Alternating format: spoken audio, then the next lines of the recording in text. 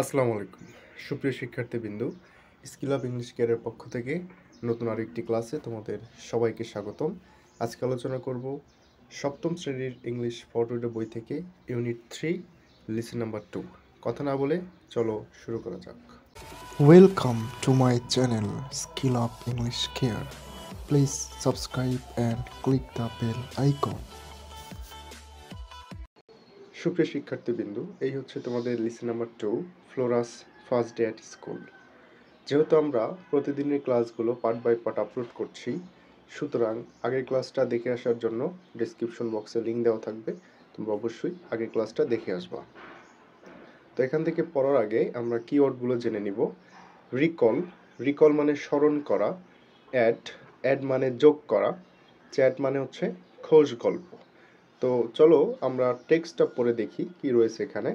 Talk about the picture and read the story, অর্থাৎ ছবিটা সম্পর্কে বলো এবং স্টোরিটা পড়ো।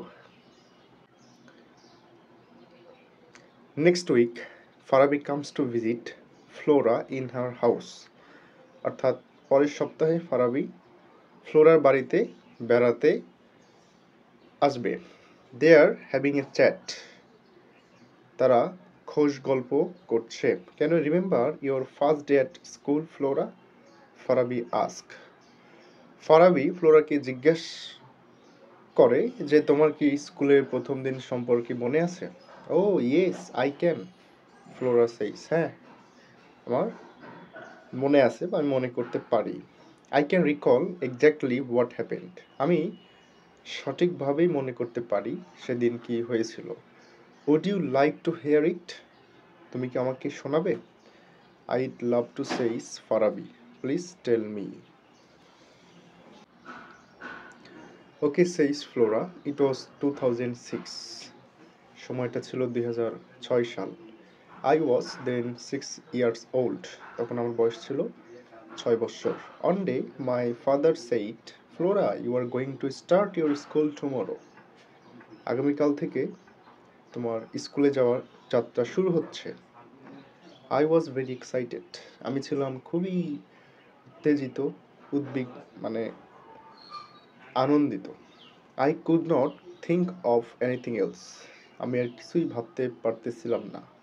I was always thinking about the school, the teachers and the students of our school, আমি সবসময় ভাবতাম স্কুল সম্পর্কে, স্কুলের শিক্ষক এবং ছাত্রছাত্রী বা শিক্ষার্থী সম্পর্কে। অর্থাৎ সে নতুন স্কুলে যাবে, এটা বাদ দিয়ে অন্য কোনো চিন্তা তার মাথায় আর ছিল না। I could not even sleep well that night, অর্থাৎ ওই দিন রাতে আমি ভালোভাবে ঘুমাতে পারছিলাম না। The next morning my mother woke me up early in the morning, পরের দিন সকালে খুব ভোরে মা আমাকে ঘুম থেকে জেগে তুলেছিল। I had a bath and put on my best cloth, আমার গোসল শেষে আমি আমার পছন্দের যে জামা সেটা পরেছিলাম। Then I had breakfast and started for the school with my mother, পরবর্তীতে আমার সকালের নাস্তা শেষ করে মায়ের সাথে স্কুলে যাত্রা শুরু করেছিলাম।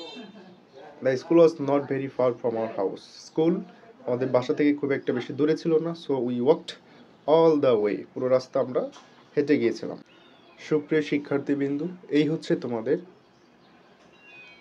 Listen number 2 Flora's first day at school. আগামী ক্লাসে আমরা এখান থেকে fill in the suitable blank, অর্থাৎ fill in the blanks with suitable word, match the word with their meanings এবং নাম্বারটা সমাধান করব। এই পর্যন্ত সবাই ভালো থেকো, সুস্থ থেকো, স্কিল আপ ইংলিশ কেয়ারের সাথেই থেকো। আসসালামু আলাইকুম।